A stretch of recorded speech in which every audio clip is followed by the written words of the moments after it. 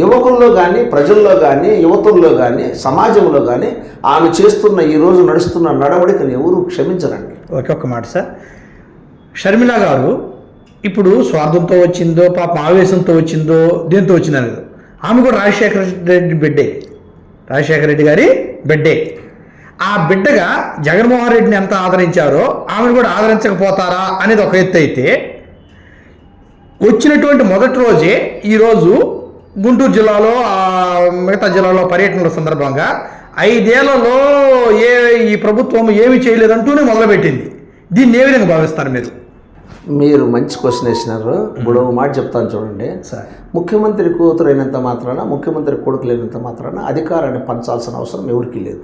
For example, మీకు ఒక ముఖ్యమంత్రి బిడ్డలైనంత మాత్రాన వాళ్ళ అధికారాలు కూతురికి ఇది పంచేదానికి ఇది ప్రజాస్వామ్యం. ఇది ప్రజాస్వామ్యంలో ఎవరు మంచి వాళ్ళు, ఎవరు ప్రజలకు ఉపయోగపడతారు అనేది ప్రజలు డిసైడ్ చేస్తారు.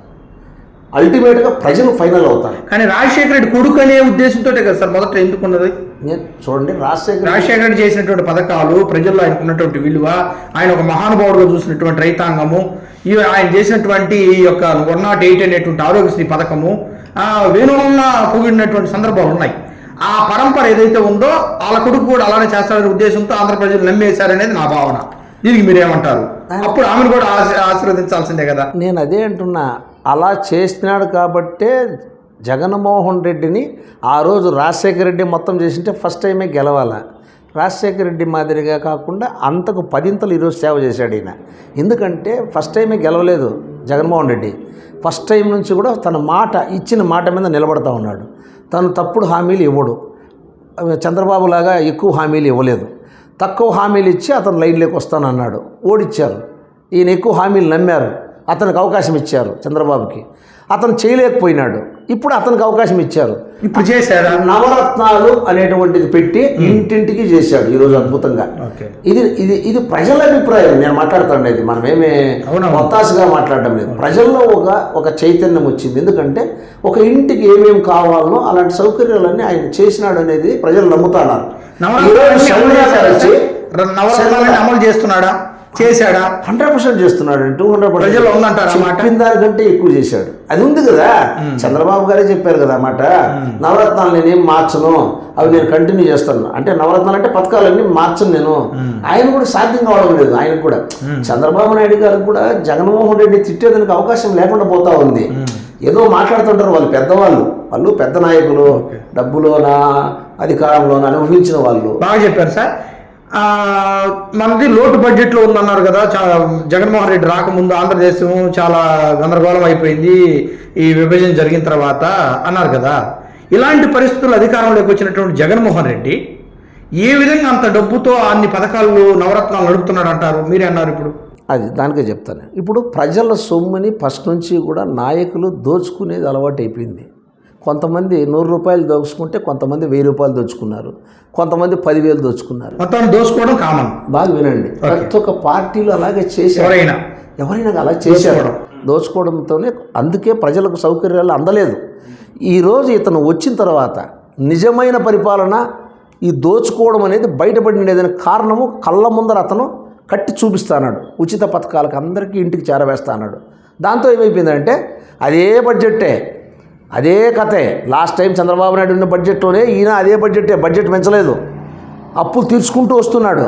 మరి ఇన్ని పథకాలు ఎలా అమలు చేస్తున్నాడంటే ఎక్కడ కానీ కరప్షన్ లేకుండా చేశాడు. ఎట్లా అంటే తన యొక్క అట్రాక్షన్తో కరప్షన్ లేకుండా గ్రామాల్లో గ్రామ పరిపాలన అంటే రాజధానిలాగా ఎప్పుడైతే ఒక గ్రామంలో ఏమేమి సౌకర్యాలు ఏర్పాటు చేశాడో, వాలంటరీ వ్యవస్థను తీసుకొచ్చి ప్రజలకి బాగా దగ్గరైపోయాడో, కావలసిన సేవలన్నీ వాళ్ళ ద్వారా ఎప్పుడైతే చేరిపోతున్నాయో అప్పుడు ఎవరికి డబ్బులు ఇవ్వాల్సిన పని లేకుండా పోయింది. కానీ షర్మిలమ్మ ఈరోజు కానూరు మహాసభలో 10 లక్షల అప్పుల్లోకి తీసుకెళ్ళాడు జగన్మోహన్ రెడ్డి అని చెప్పి తెలియజేసింది. దీన్ని ఏమంటారు? ఆమె షర్మిల గారు 10 లక్షలు అనేది తెలుగుదేశం వాళ్ళు చెప్పి 5 లక్షల అప్పు ఉన్న సంగతి అందరూ తెలుసు సార్. దాన్ని 10 లక్షలకి అప్పుకి ఇప్పుడు ఈ రోజు ఉంది. ఆ 10 లక్షల అప్పులోకి తీసుకెళ్ళాడు అభివృద్ధి లేకుండా అని చెప్పి అంటున్నారు.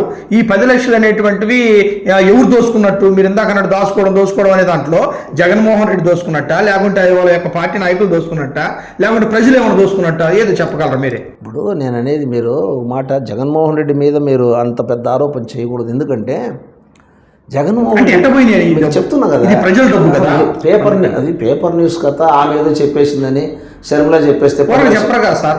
వినండి సార్, రాజకీయ నాయకుల గురించి మాట్లాడతాను, ఊరికే చెప్పరని వాళ్ళు ఊరికే చెప్తా ఉంటారు. వాళ్ళు ఇప్పుడు మాటలన్నీ గాలి మాటలే, ప్రజలందరూ వినాలి. 100% గాలి మాటలే.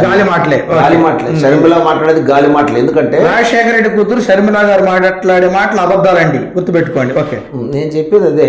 నేను అనేది ఏంటంటే షర్మిల గారు మాట్లాడేది అంతా టీడీపీ వాళ్ళు రాసి స్క్రిప్ట్లో మాట్లాడతారు.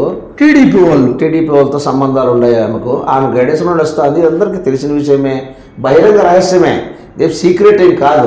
రాజశేఖర రెడ్డి కూతురు టీడీపీ వాళ్ళతో పోతూ అన్నట్టుగా మాట్లాడుతున్నారు. దీన్ని మీరు సమర్థించాలి, గమనించాలి ప్రజలంతా. నేను అనేది ఏంటంటే మీరు మాటికి ప్రజలు అని చెప్పి అట్లా పోవసం నాతో మాట్లాడండి. మీరు యాజ్ ఎ జర్నలిస్ట్ గారు అనేది ఏంటంటే ప్రజలతో మంచి మాట చెప్పారు సార్ మీరు, ప్రజలు తెలియజేయాలి. నేను అనేది ఏమంటే మీరు మాట్లాడుతుంటే ప్రజలకు తెలుస్తుంది, ప్రత్యేకంగా మళ్ళీ చెప్పాల్సిన పని లేదు. అసలు విషయం ఏంటంటే ఆమె నిన్నటి వరకు చంద్రబాబు నాయుడిని, బీజేపీ వాళ్ళని, కాంగ్రెస్ వాళ్ళని భయంకరంగా మాట్లాడింది. అవన్నీ తెలిసిండేటివే.